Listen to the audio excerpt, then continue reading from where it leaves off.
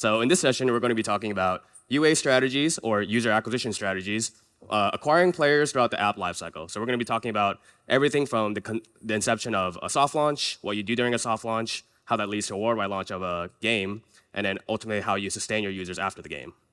But before we go into that, a little bit about myself. My name is Patrick, as it says here. I am the current Unity Ads team lead for the Americas. But before that, the last 8 years or so, I've been doing user acquisition, working for different mobile game publishing companies. So I don't know if you guys have heard about Zynga, Warner Brothers, Jam City. These are all companies I've worked at before doing user acquisition. I don't know if you guys know the Harry Potter game that's currently on the App Store. It's probably the one that we made. It's really fun, but really heavy on the narrative stuff. So if you like that, please go play it. Yeah, and just a show of hands, does anyone here play games, I hope? I hope that everyone's just raising their hands right now. Let's go. Cool. Does anyone still play League of Legends, or is that just a nice, okay, a couple of League players? Valorant? No? Okay, I feel like this is more of the RPG type of crowd. Sorry, those are the couple games I've been playing. Oh, RPG. Do you guys play the new Wukong game? Maybe a lot more people playing? Okay, one person, a couple people. So yeah, I mean, those are a couple of the games I'm playing right now. Hope you guys enjoy more of the games that you get to see around the session here. In this presentation, like I kind of mentioned, we're going to be talking about the different stages of a soft launch, how to keep in mind of what players you should be looking for, ultimately how to sustain these players afterwards, and just overall best practices, and how what's it called, mobile ad networks can help play a part in that launch. Next, I'll be handing it over to my co-presenter, Noah. Hey, everyone. My name's Noah. I lead our account management team working with our Americas clients in IronSource and Tapjoy networks. I've been at Unity for about 4 years, and before that, I was working at a computer vision company. And I think my first game I really got into was FIFA, so I'm a big Manchester United fan. I'm not expecting as many hands for this one, but anybody? Okay. Okay, well, I won't talk to you then. I won't talk to you. Okay. Yeah, so I think one of the nice benefits of being in Barcelona is I don't have to wake up at 7 in the morning to watch the games.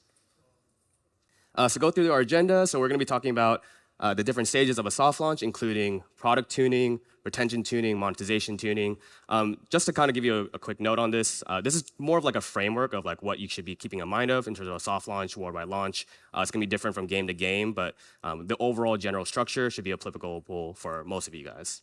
After that, we'll be talking about creative testing, which Noah will be going into in depth about, how creative testing plays a part in the ads that you're serving, as well as like how that can impact the product that you're working on, how we get to the worldwide launch, sustaining the growth afterwards, and overall closing remarks from there. Cool. With that, let's jump in. So the soft launch phase kind of consists of like a couple of main phases in general, which includes retention tuning, product tuning, monetization tuning, but we'll go over that after we talk about generally what is a soft launch. So a soft launch is pretty much like a dry run of your app, kind of like we did multiple dry runs of this presentation. So we had to fix a lot of things, kind of take some notes, get some feedback, and then ultimately make it into a better presentation. So that is essentially what a soft launch is for your app. You are doing a limited release of a new app for testing, feedback, and bug fixes for the overall worldwide launch. You want to fine-tune a lot of the features that you're working on, as well as squash a lot of the bugs that you may encounter during this. So I'm sure a lot of you guys play some games where you're coming across all of the bugs. Maybe they didn't do a great soft launch, and so that's why a lot of these bugs persist. But when you're doing a soft launch phase, you are able to, sorry, yes? Yeah, so a lot of these bugs will kind of just be squashed during this phase, and hopefully you get to fine-tune them a lot more. And then overall, you're kind of testing this product so that you can overall work better on your marketing efforts, so that you can market your game a lot better, and overall have more users to monetize your game and continue to work on better features for your app itself. So the soft launch, why it's important, it's kind of like the starting point of where you're getting a lot of your key learnings. It's where you're learning a lot more about your user base as well as about your game itself. The audience that you're kind of going to get here is a lot of player volume because you want as much data as possible in a quick fashion and statistical significance so that you're able to get a lot more information about these users. By you analyzing a lot of the player feedback during the soft launch, you can pinpoint a lot of the areas where you need some development on, and also which features people enjoy a lot more. So if people enjoy a certain feature a lot more during this soft launch phase, you can double down on that and kind of incorporate that even more into your core game loop. Cool. So we're going to take a look at what soft launches has kind of looked like in the past year or so, specifically 2023. Over 400 games have utilized soft launches for mobile games specifically to prep their worldwide launch. I'm sure there's a lot more than that because everyone needs to practice during these, and I'm sure there's many games that have been launched out there. Over 15 geos have been tested, so the reason why you test in different geos during the soft launch is because you want to do a lot of practice runs and a lot of different core geos, and it's also a lot cheaper in a lot of these geos to be testing it. So you don't want to be spending all your marketing budget on the US when everything's a lot more expensive. You can be testing in tier 2 or tier 3 countries to kind of get an idea of what people are generally into. And on average, it can take anywhere between, I've been on games where it's like there's been soft launches as short as 2 months to games that have been soft launches as long as like 2 to 3 years. It's definitely depends on the game itself, the company, but on average, I'd say about a year or so, it's pretty reasonable for a game to be in this development. And that just means that they're working a lot on these fine tuning and getting a lot of data to be able to fix their product in the end. I think Scopely Monopoly Go probably was in development for like 6 to 7 years. Someone correct me if I'm wrong, but it's now the top game in the entire world. So for the mobile portion, so you can see how much development and soft launch went into that. Okay, so we're kind of do a little bit of checklist here, just to talk about some stuff before launching your first soft launch campaign. We're going to determine some of the methods that you can be doing for this overall soft launch. So there's a couple of things you can be trying out, which is geographical targeting. So like I mentioned before, we are doing different geos here. So like I mentioned, you could do tier 2 or tier 3 geos, such as like the Philippines, Brazil. You get a lot more installs at a cheaper volume, at a cheaper cost, and that way you get a lot more statistical significance. Limited audience targeting. What this comprises of is you can target a subset of users specifically that you're gaining for. So when I remember when I did the questions here, who plays Valorant, who plays like League of Legends, that's kind of a soft launch here. Like I guess none of you really play it. Maybe a lot of you play more RPG stuff. So you can target specifically RPG users if that's like the core premise of like what you're aiming for on your game itself. And then lastly, A/B testing. You can be testing different features of your app that you think may work better. Maybe people like, I don't know, grabbing bananas from a tree versus picking apples from a basket. Like those are some of those different features of A/B testing that you can be trying out there. Also during this first soft launch campaign, you want to create some benchmarks to aim for during this overall retention phase. So you don't want to just like blindly aim for whatever happens. You kind of want to set some benchmarks for yourself so you know what to strive for. Maybe it's super far off, maybe it's not far off. That kind of just gives you a line of thinking that helps you strive for something. And here where it comes really important to work with some of your partners or ad networks such as Unity, ironSource, Tapjoy, is consulting with them on how they can assist you with competitor benchmarking so you can learn about how other competitors of the same space are working on their soft launches, their worldwide launches as well. Maybe there's some hidden tricks that they may know that we can help share you on some guidance. Creative concepts, maybe there's some sort of creative that works the best in the entire industry. You could be going a completely different direction that's not working with what people like more, so that's something we can help out with. And overall, just different campaign types. So anywhere from install campaigns focusing on volume versus return on ad spend campaigns or ROAS campaigns, where you can focus a lot more on gaining users that are willing to spend money in your app. All right, so let's get into the nitty-gritty of each of these slides, starting off with product tuning. You can think of this soft launch phase as kind of like a funnel that you're working towards during this entire session. As we start with product tuning, at the very top, you're working more on player volume. So like I mentioned a couple times before at the beginning of this session, you're getting a lot of people at once to get as much data as possible. So if I were to do surveys with 100,000 people versus 10 people, I would get a lot more data about which things are working best during that 100,000 people survey. And as we move down towards retention, monetization tuning, you're kind of focusing more on player quality versus extreme volume. All right, on product tuning. So the overall goal here during the product tuning stage is to fix bugs and overall fine-tune a lot of the features that you have in your product. The overall audience may be lower player quality, as I kind of alluded to before, because if you're running your soft launch in a lot of geos that are lower tier, you may obviously get lower tier audiences. But again, as you work towards the other tuning phases of the soft launch itself, you'll get a lot more quality players. Usually the campaign types that we run on user acquisition networks will be installs campaigns or CPI campaigns, and those are just there to help you get as much data as possible.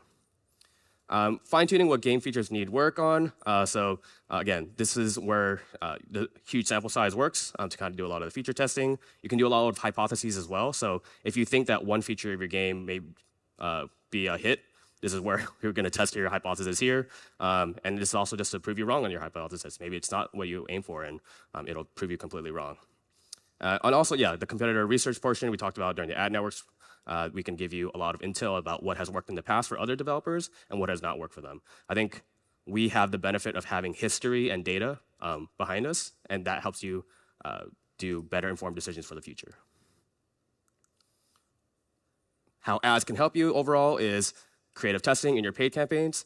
So let's say, for example, this actually happened when I worked at Jam City. We were testing a lot of features for our game, and we found that on our creatives that people tended to like people being stranded on desert islands versus like an ice shelf glacier. It's super random, but probably because desert islands are more inviting, like a tropical stuff. So that's like one example to see, oh, people are more inclined to like this one type of creative.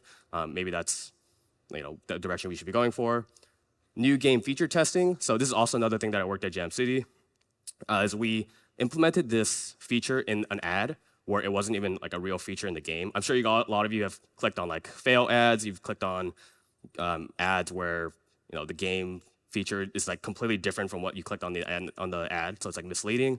What we found is like a lot of people really like this one feature, so we implemented that into the actual product itself, and then overall revenue, overall daily active users, like grew by a lot just because people were more inclined to that.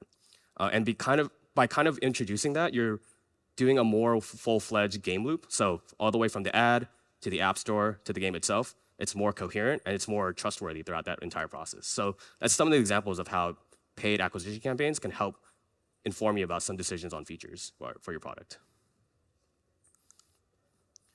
All right, so moving on to retention tuning. So a little refresher here on our funnel here. So we were at the product tuning part, which is a lot of player volume, not really player quality. As we're moving down, retention tuning, still a bit more player volume, but you're starting to lean towards a little bit more quality because this part will be focused on people who are retaining in your game or staying in your game. Retention tuning here, yeah, priority, you want more people to spend more time on your games. So you guys are the quality players that people want during this retention tuning part, to be engaged as much as possible. So the campaign type that you're kind of aiming for here that user acquisition can help out with is installs campaigns and retention campaigns, because as you've fine-tuned some of your features during that product portion, now you can see, oh, which features are actually retaining people the most here. So you can optimize your features, including, let's say, people liked something that was happening like at day 20 versus day 1, and that's where you can kind of focus on a lot more with your campaigns. In paid acquisition campaigns, we can go all the way from like day 21, day 28, all the way to day 180. People are looking at different cohorts of times, and that helps give you a sense of like where are people retaining the most. So I'm just going to do a quick little example here. So this is a harvest picking game for all intents and purposes. So let's say you do a campaign here just to test out different features. So feature A, feature B, and feature C, which are apples, bananas, and lettuce. Here are the retention metrics here.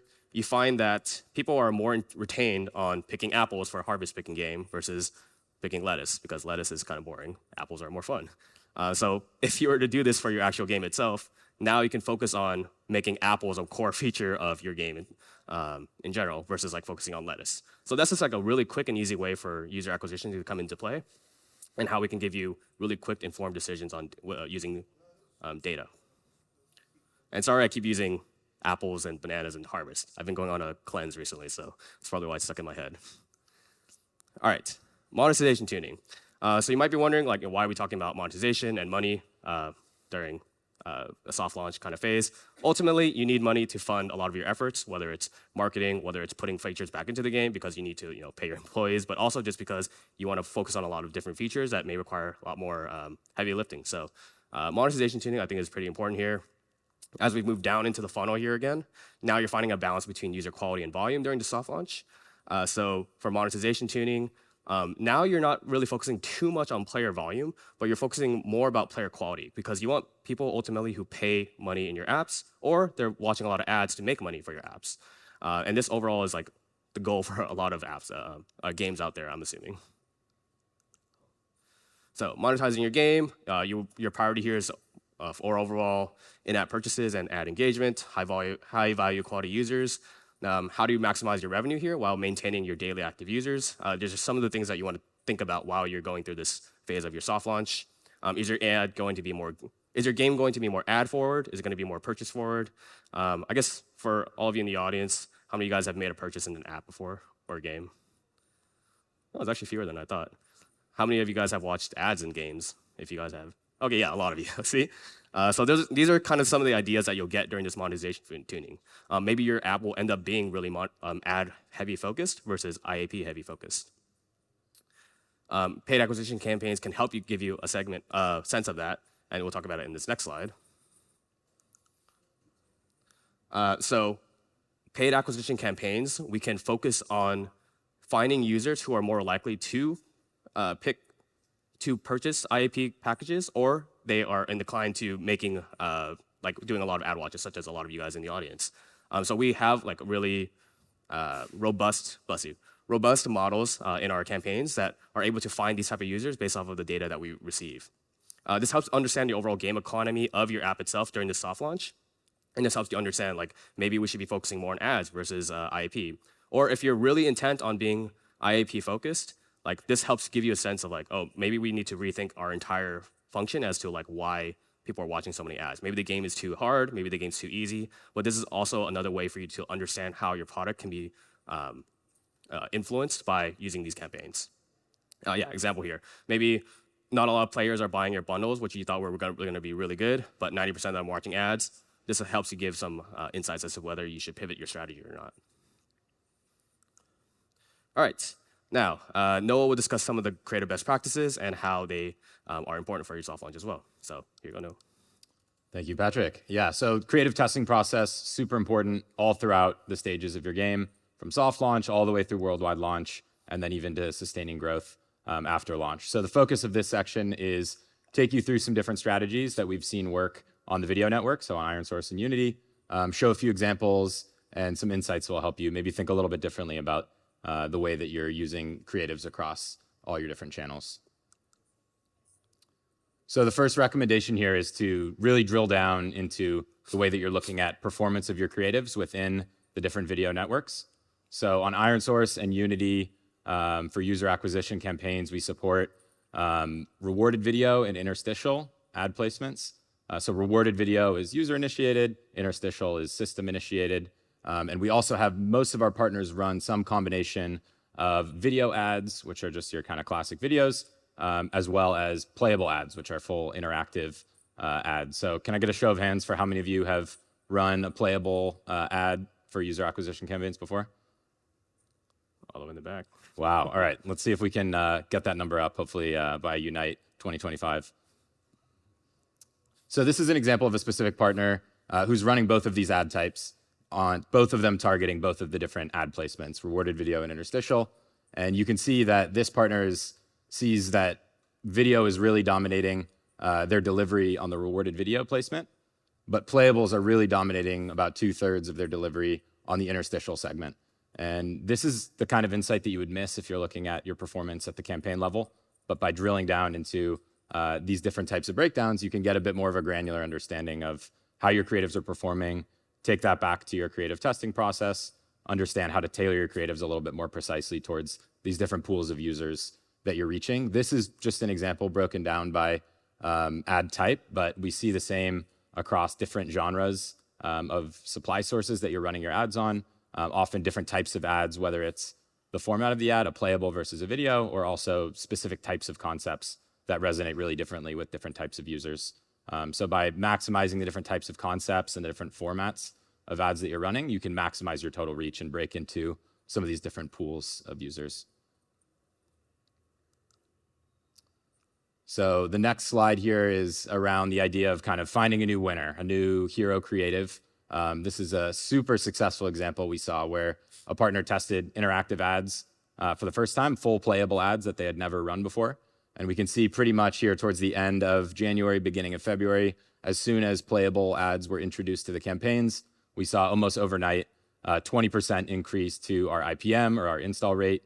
And this led to more than 2x increase in our daily install volume for the campaigns, all at the same levels of cost per install. So without raising their bids, this advertiser was able to more than double their scale just by introducing a new creative type. So this is obviously a massive win. I wish we could see this every time we try a new creative, but we do see smaller examples of wins and different ways that we can scale up, even just with testing different concepts for iterating on the types of ads that we have already. So the takeaway here is, I think, to really maximize the total volume of creatives you're testing, but also the different concepts, the different formats, and then hopefully once or twice a year or more, you'll see a nice increase like we see here. Okay, so here we're going to break down a little bit beyond. So far, we've been talking mostly about IPM or your install rate, but we're going to zoom out a little bit here and look at how different creatives will drive different post-install performance as well. So let's break down a little bit what this chart here is showing. So the share of voice is showing the percentage of the impression split between Creative 1 and Creative 2. This is for a specific advertiser on ironSource. The IPM is showing your install rate. The day 7 ARPU is our quality indicator for users coming from that creative. And then our eCPI is our bid that we're paying for each user from that creative. And these campaigns are running on the ROAS optimizer. So the optimizer is automatically assigning a unique CPI bid for each user. And then our eCPM is combining our IPM and our eCPI. And this is really the metric that determines the overall scalability of your each creative and of your campaigns overall. So it's easy to get kind of too drilled into IPM, I think, sometimes when looking at creative performance, but it's also important to look at the quality coming from each creative, because this will determine how much we can pay for those users and then overall what eCPM we can generate.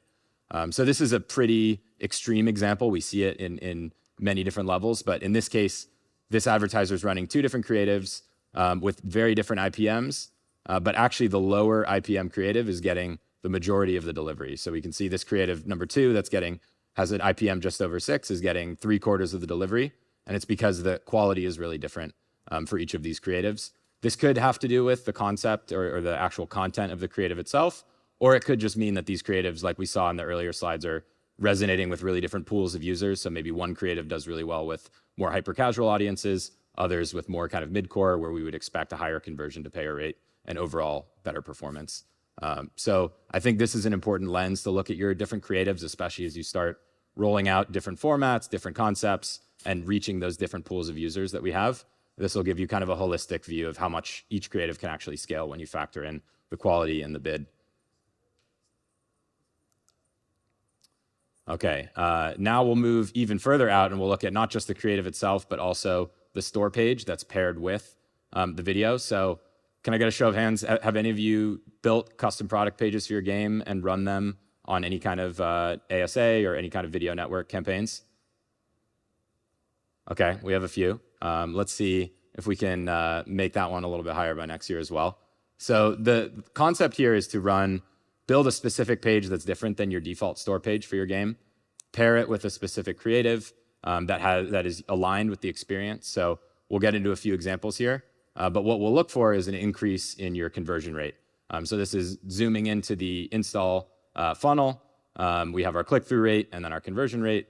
And in this case, we're looking to increase the number of users once they've already clicked on the ad and they're in the store that are converting to an install. So this example you can see here, this is for a made-up game.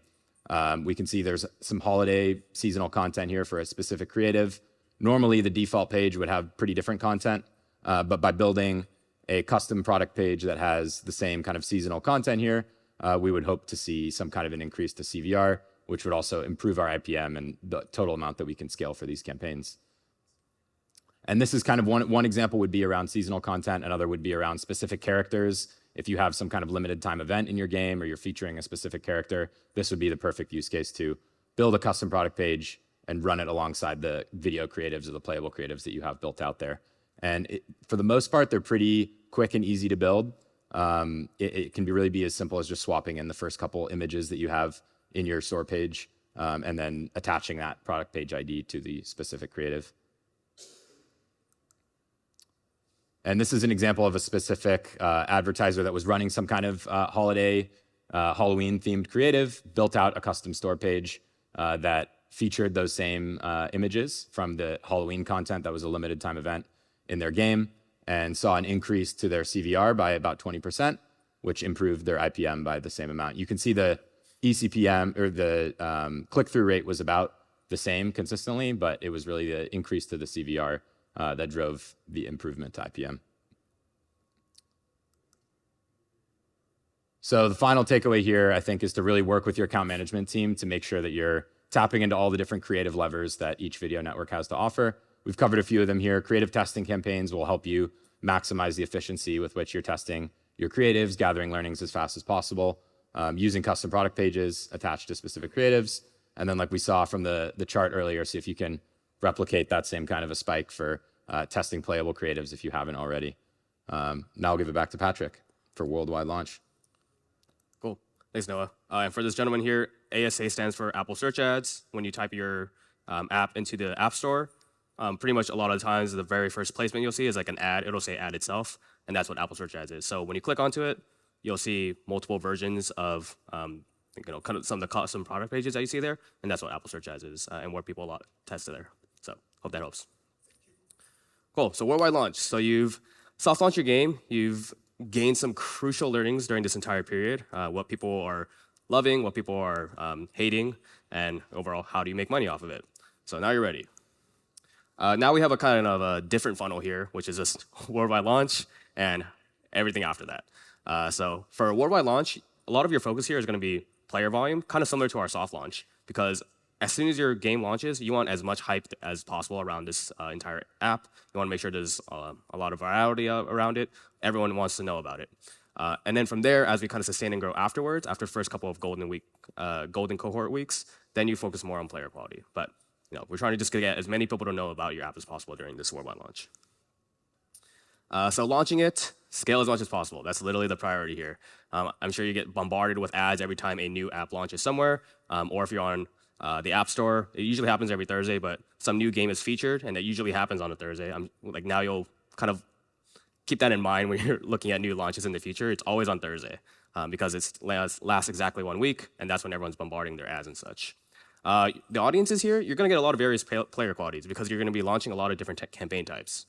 So we talked about install campaigns, which is focusing on volume, retention campaigns, which focuses on people retaining, and overall return on ad spend campaigns, which are people who are going to make money for your game itself. You're going to be launching all these type of campaigns at once because you want to get a lot of player quality mixes, a lot of volume, and this will just help you overall because you're going to be going after different nets of users. So you want to implement your full-scale marketing campaign. So you'll be working with App Store Optimization Team, or ASO, and this utilizes the entire App Store itself. So everything from the keywords to the App Store rankings. I'm sure you guys, like I just said, Apple Search Ads, you're going to get a lot of those ads in the App Store itself. And so those are some of the ways for you to do a full-fledged marketing campaign for your worldwide launch. The launch here will be focused a lot on the primary geos, which are the US and Tier 1. So anything from EMEA to Canada, UK, it's everything, including the US, just based off of the preliminary results from your soft launch. You can imagine that the quality of these players are a lot better, and so they're going to be a lot more expensive because a lot of people are willing to pay a pretty penny for people to spend a lot more and retain a lot more in their apps. So also here, establishing some baseline KPIs or key performance metrics, key performance indicators during the first couple of weeks, because then you'll kind of get a grasp of, okay, are we way off in terms of our initial baseline? Are we kind of hitting towards that? Should we be adjusting our baseline? You're going to get a lot of different information during these first couple of weeks when you're blasting it with all these different campaign types.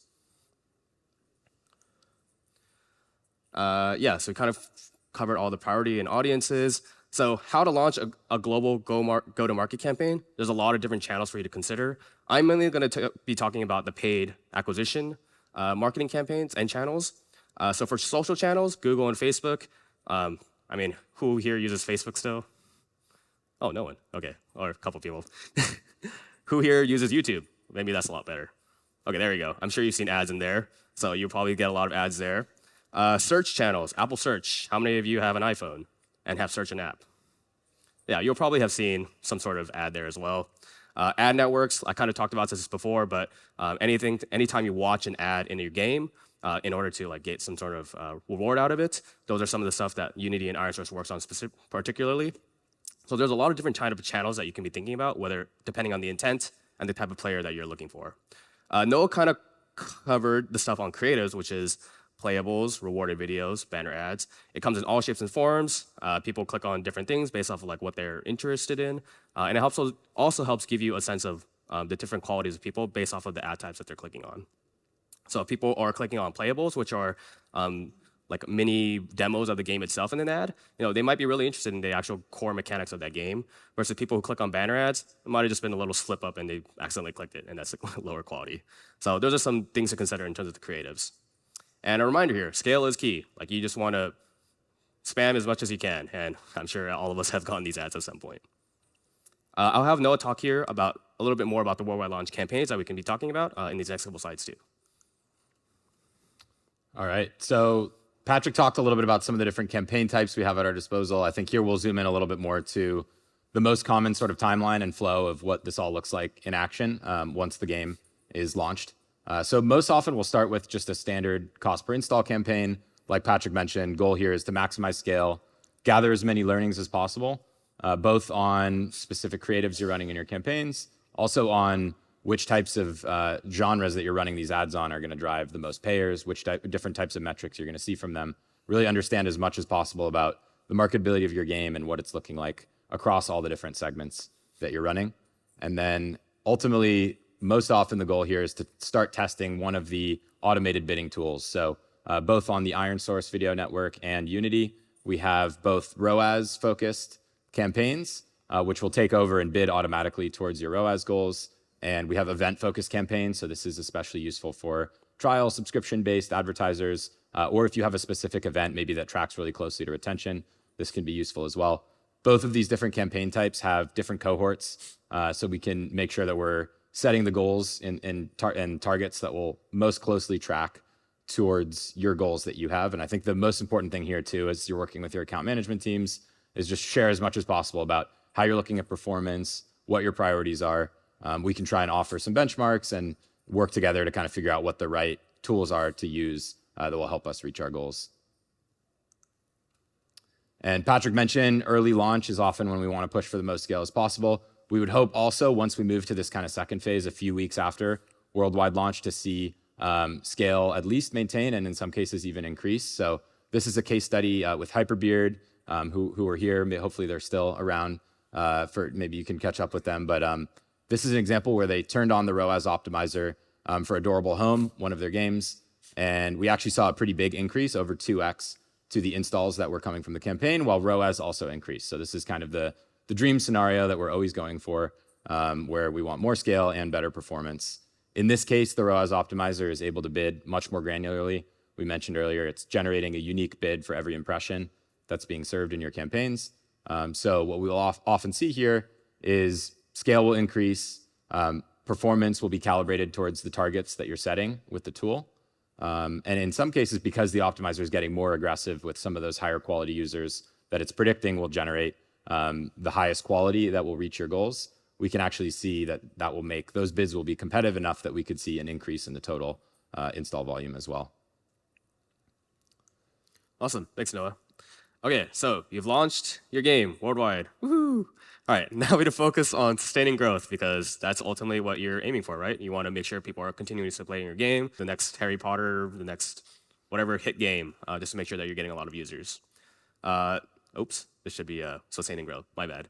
But yeah, ultimately you'll want to focus a lot more on player quality and making sure that these players will be a lot more retained inside of your games and that they're doing a lot of the stuff that you wanted them to do during the soft launch. So retaining a lot of the core features, making purchases, making ads, or just clicking on the stuff that you want them to click on. So you want to improve your overall player quality here, just to ensure healthy player base and healthy revenue flow. This is ultimately what's going to feed back into that loop of being able to sustain your efforts to make changes to your overall game flow. It's going to be a lot more high-value player quality. Noah talked about ROAS campaigns just now, or return on ad spend. And these are just focused on getting you a lot more for your bang for your buck when you're spending every ad dollar. How to sustain and grow your game? I mean, from here, this is a lot of, like, what are you going to do with your data here? Because you're going to have a lot of healthy data and just a lot of informative data, and you have to be able to know like what you're going to do with it. So you have to determine what is a healthy daily active user, or DAU baseline. looks like, along with their revenue target. Maybe a lot of you have a data science team or data analytics. Maybe not a lot of you don't. Maybe not a lot of you do. But for overall, you want to make sure that you have a target to achieve, and that helps you keep you on track to make sure that you're going to be hitting all the goals that you need to sustain your game.